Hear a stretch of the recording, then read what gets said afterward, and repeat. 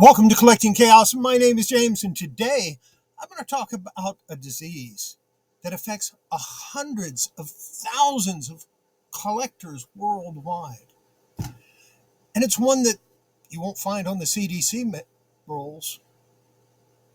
We'll do that right after this.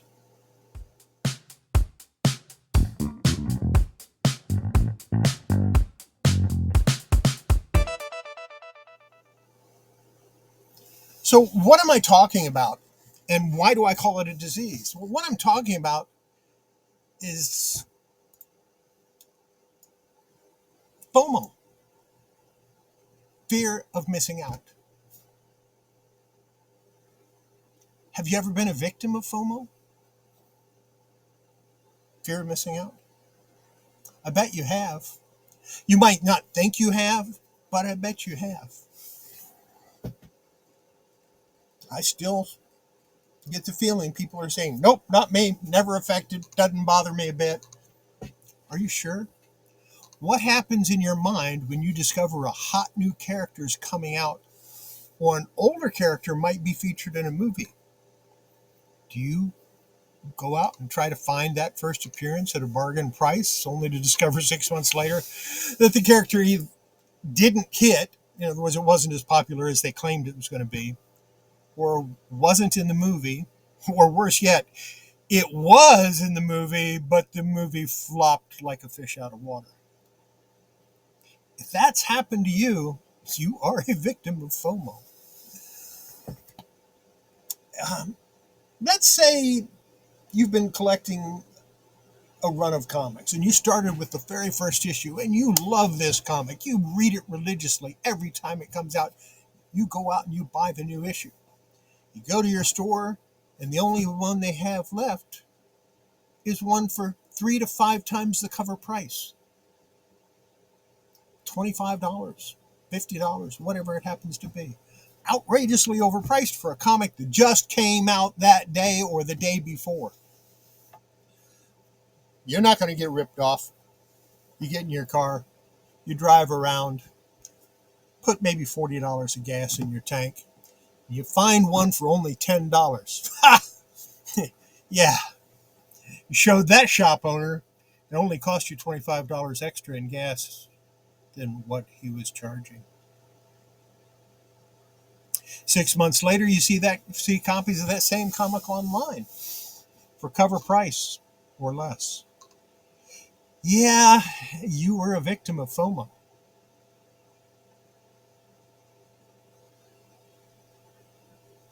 Nothing you can do about it. It happens.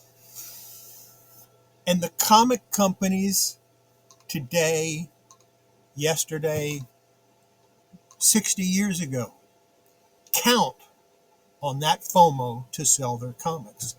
Why do you think they're printing all these comics with all these multiple different covers? Gorgeous covers that you just have to have. Sometimes you got to pay a premium to get them. They're counting on you buying multiple copies. FOMO.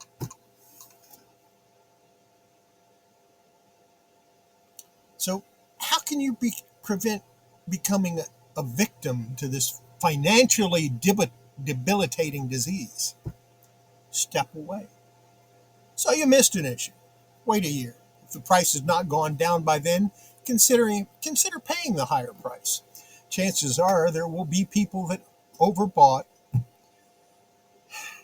because they were doing speculation on it and are now trying to just dump them cheap. You might get it for much lower than you originally planned on. You may even get it for less than cover price. It happens. I've seen it many, many times over the years. Remember Bloodshot? The hype train it was on? A fair price before the release of the movie for Bloodshot #1 was $20 to $50. Yeah. You can most likely find them for under $10 now with no difficulty at all because the movie was kind of a flop.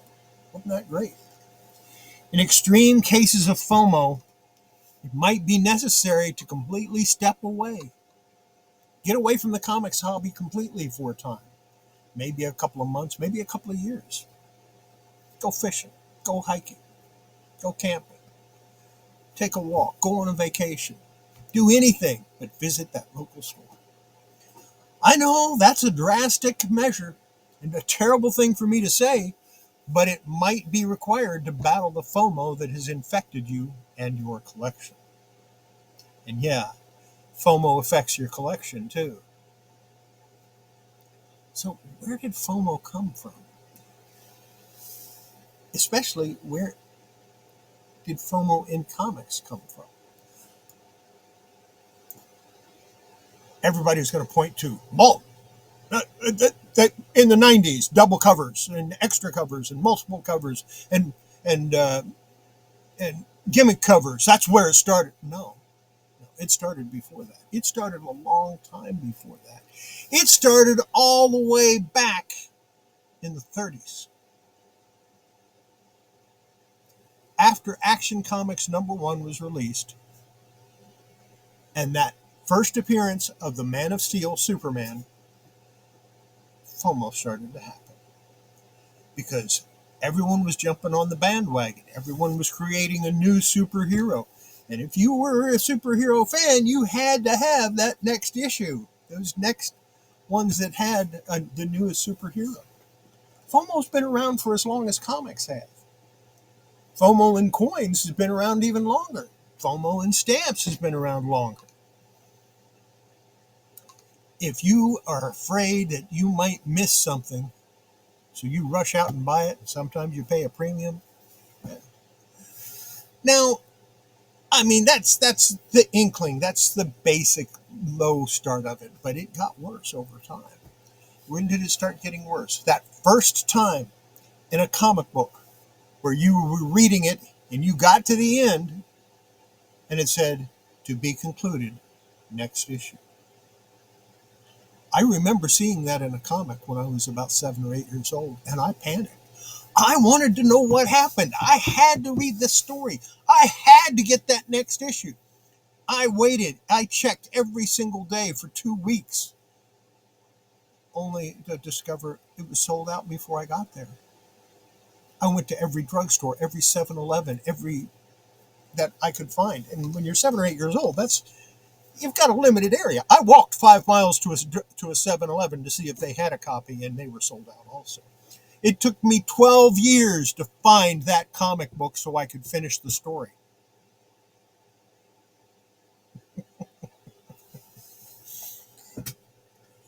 Did I have FOMO at the age of 7 or 8 because I wanted that comic? Yes, I did. Absolutely. I was scared to death I was going to miss it, and I did miss it.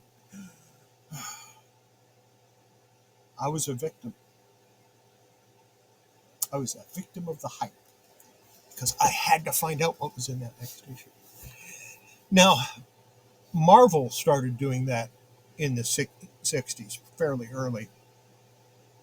DC did it a little bit, but to a much lesser extent. I mean, they would have stories that went from one issue to another, but if you didn't get the second issue, it wasn't that big a deal because they always had a complete story, even though it was continued. The story arc was continued. The story itself was a complete issue, a complete story. Marvel didn't do that. Marvel started crossing over very early, but so did DC with their Crisis on Infinite Earths stories and their Crisis series in Justice League, where you had to buy 2 issues of Justice League and sometimes 3 to get the whole story. And that's pretty much where it got really big and where they started counting on it. And then they continued, Marvel in particular, continued the stories going from issue to issue to issue with longer and longer story arcs. And DC in the 70s started doing the same. But it wasn't until the mid-80s that it really got bad. With a little thing called Secret Wars. The balloon was up. We were in full-blown FOMO. You had to have every single issue to understand the total story. DC followed it up the next year with Crisis on Infinite Earths. Yeah, you could understand the story just by reading the basic comic, But to really get the whole thing, you had to read every comic in their line that was involved with that.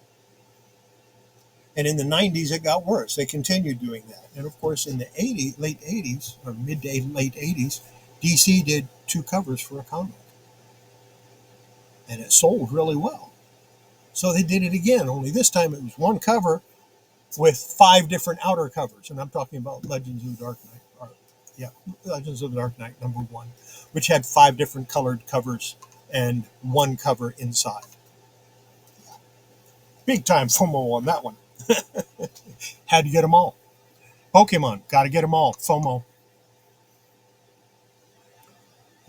So that's where FOMO comes from. It's a very long-winded disease. It's been with us for many, many years.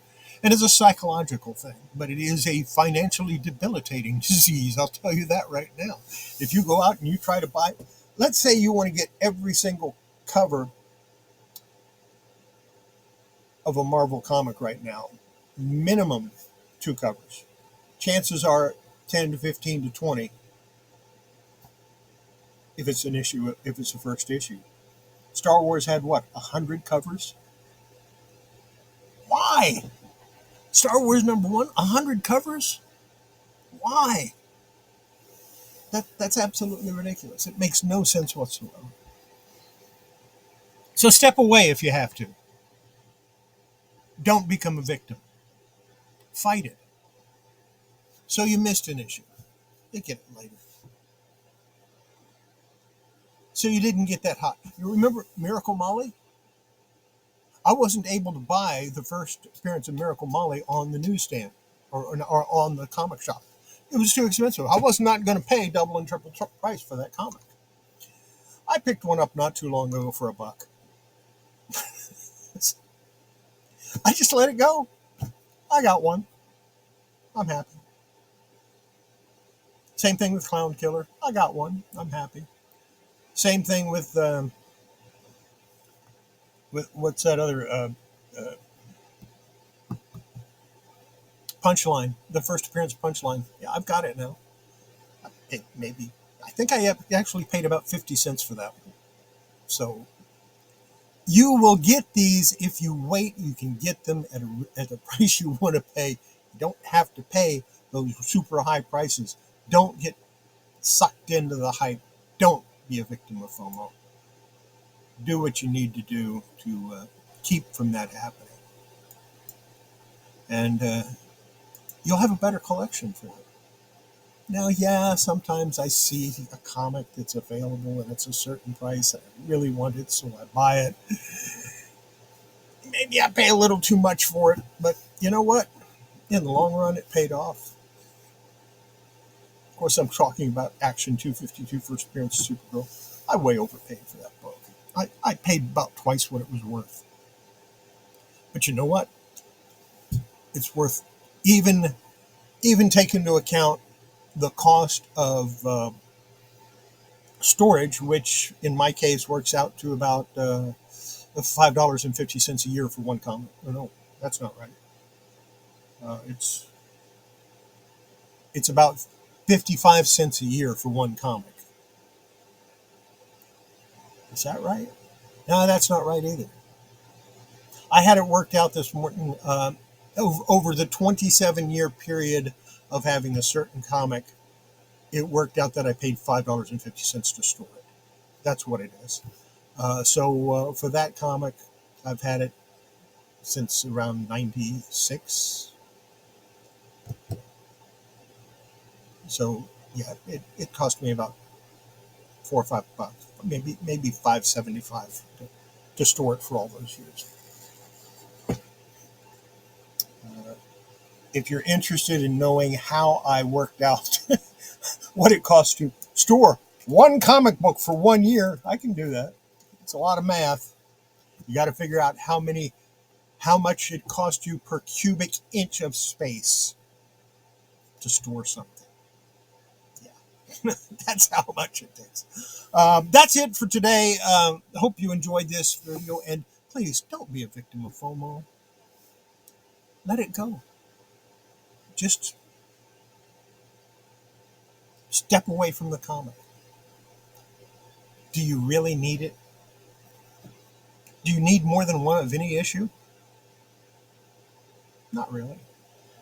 And this is coming from a guy that on one particular issue of Superman, I have a newsstand, I have a direct, and I have a Mark Jewelers variant. So, do I need all three of those? No. I just haven't decided which two to get rid of yet. So, there you go. That's my video. Hope you enjoyed it. If you did, or you know somebody that might, send it over to them. Let them know.